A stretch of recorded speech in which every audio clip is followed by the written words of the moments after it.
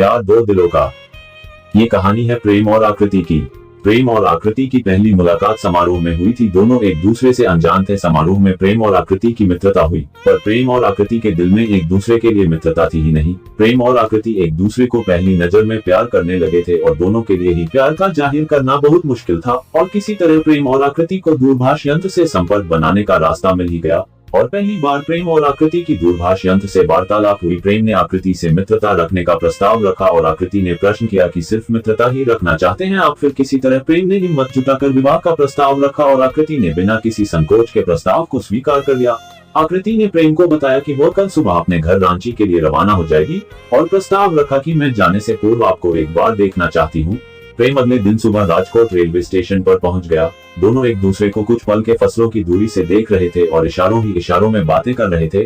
फिर आकृति अपने घर रांची के लिए रवाना हो गई। आकृति के जाने के बाद प्रेम को ऐसा लगा कि उनका प्यार बस यहीं तक का था, क्योंकि आकृति से संपर्क करने के लिए प्रेम के पास कोई रास्ता नहीं था। कुछ दिनों के पश्चात प्रेम के दूरभाष यंत्र पर अज्ञात संख्या से कॉल आया। प्रेम ने कॉल को उठाया। कॉल उठाते ही हेलो की आवाज आई। आवाज एक लड़की की थी। प्रेम ने लड़की से उसका परिचय पूछा। लड़की ने परिचय में अपना नाम आकृति बताया। नाम सुनते ही प्रेम खुशी से फूले नहीं समा रहा था। ऐसा लगा जैसे प्रेम को सारी दुनिया मिल गई। प्रेम ने आकृति से कहा संपर्क करने में बहुत समय लगा दिया आपने। फिर आकृति ने बताया कि उसके पास संपर्क करने के लिए दूरभाष यंत्र नहीं है, वो चोरी छुपे अपने पिता श्री कमल जी के दूरभाष यंत्र से संपर्क की है।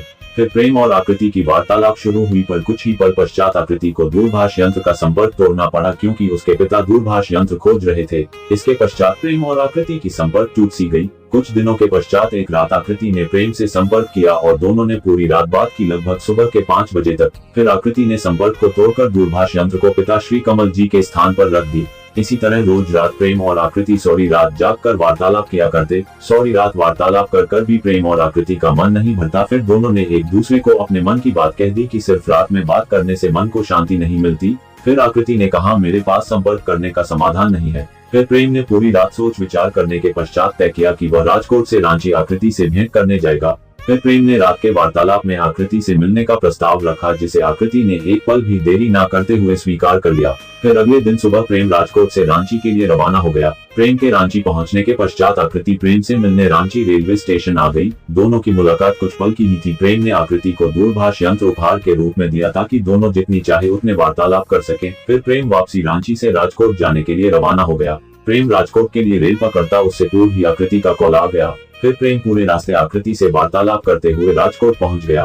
फिर प्रेम और आकृति दिन रात दूरभाष यंत्र के जरिए जुड़े रहते, संपर्क को टूटने नहीं देते। फिर प्रेम और आकृति अधिकतर सिर्फ अपने भविष्य की योजना के बारे में वार्तालाप करते। प्रेम और आकृति इतनी बातें कर चुके थे कि दोनों के बीच कोई शर्म का पर्दा नहीं था। प्रेम और आकृति ने भविष्य की योजना में तय किया था कि वे दोनों शिशु लेने में जल्दबाजी नहीं करेंगे और अपने शारीरिक संबंध को शिशु नहीं लेकर लंबे समय तक एक दूसरे के साथ समय बिताएंगे। पर कुछ दिनों के पश्चात आकृति का दूरभाष यंत्र उसके पिता श्री कमल जी के हाथों लग गया, जिसके कारण फिर से उनकी वार्तालाप टूट गई। कुछ दिनों के पश्चात आकृति के पिता श्री कमल जी ने आकृति का दाखिला कानपुर छात्रावास में करा दिया। दाखिला मिलते ही आकृति ने तत्काल किसी तरह छात्रावास की एक कन्या से मित्रता की और उसके दूरभाष यंत्र के जरिए प्रेम से संपर्क किया। फिर प्रेम ने आकृति से कहा मैं कल कानपुर आ रहा हूँ आपसे मुलाकात करने और आपको एक नया दूरभाष यंत्र उपहार देने।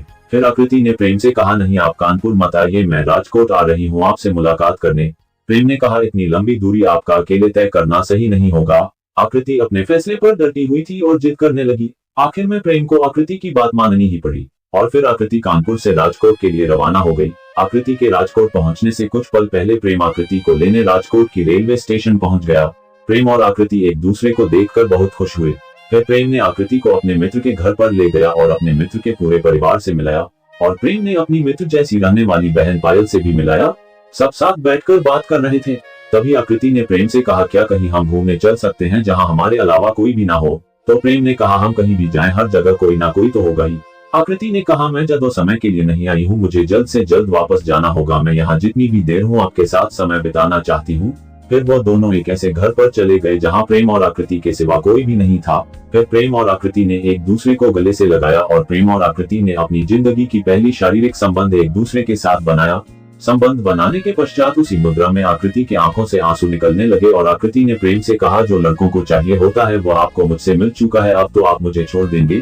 प्रेम ने आकृति के माथे को चूम कर कहा, मुझे आपके साथ कुछ पल नहीं गुजारना है, पूरी जिंदगी गुजारनी है। और प्रेम ने कहा, आकृति आपने अभी अभी कुछ पल पहले मुझसे कहा जो लड़कों को जो चाहिए होता है वो मुझे मिल गया, अब मैं आपको छोड़ दूंगा। आपने ये सोचा भी कैसे? मुझे ये संबंध पूरी जिंदगी सिर्फ और सिर्फ आपसे चाहिए आकृति।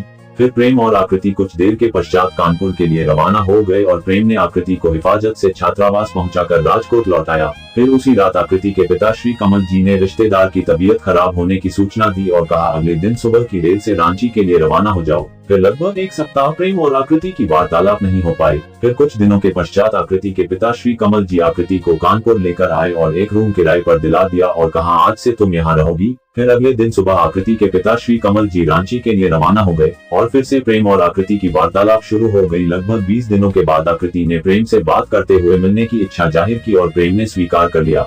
फिर अगले दिन प्रेम आकृति से मिलने कानपुर पहुंच गया हूँ। आकृति ने किसी तरह प्रेम को सबसे छुपाते हुए अपने रूम पर ले गई।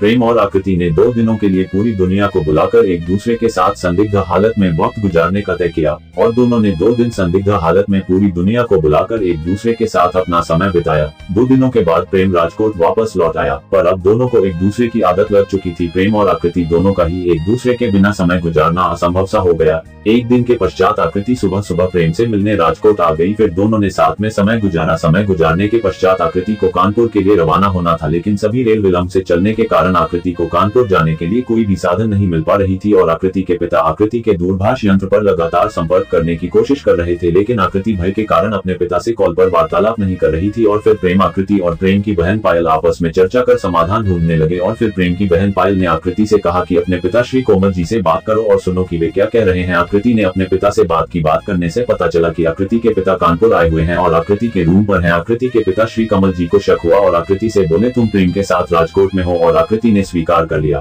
फिर आकृति के पिता श्री कमल जी ने दूरभाष यंत्र का संपर्क तोड़ दिया। फिर प्रेम की बहन पायल ने आकृति के पिता से वार्तालाप की समझाया और कहा, रेल विलंब होने के कारण आकृति कानपुर पहुंचने में असमर्थ है, हम आकृति को कल सुबह की पहली रेल से कानपुर पहुंचा देंगे। पर आकृति के पिता ने बातों को नकारते हुए कहा, मुझे नहीं पता, किसी भी तरह मेरी पुत्री आकृति को आज ही रात कानपुर पहुंचाइए। फिर प्रेम आकृति को लेकर कानपुर के लिए रवाना हो गया और रात को कानपुर पहुंचकर आकृति के पिता श्री कोमल जी से दूरभाष यंत्र के जरिए संपर्क किया।